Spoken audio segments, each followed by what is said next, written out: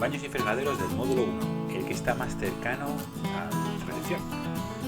Como podéis apreciar, pues este es un poquito, se ve un poquito más moderno, más nuevo, como más restaurado.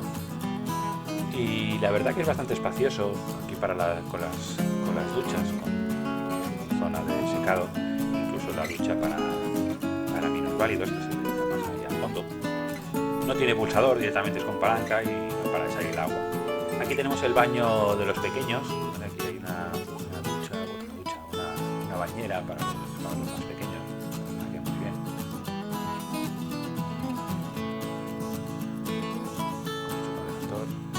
Y aquí tenemos pues los fregaderos.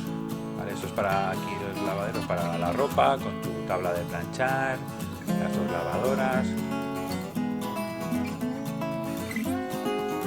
Y aquí tenemos los baños y fregaderos del módulo 2, que es el que está un poquito más cerca, digamos, del río.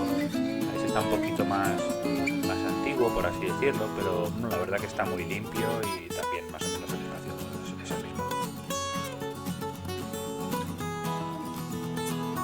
4 baños,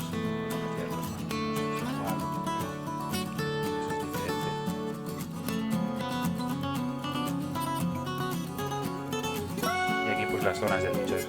4 duchas con el banquito, es decir que no tiene zona de secado dentro de la ducha, sino que está fuera.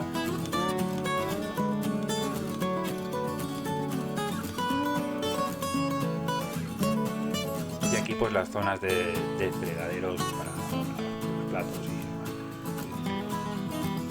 También bastante espacioso, aquí 4, normal, sin 4. Y los lavaderos también con sus dos lavadoras y 4 también para poder lavar la ropa.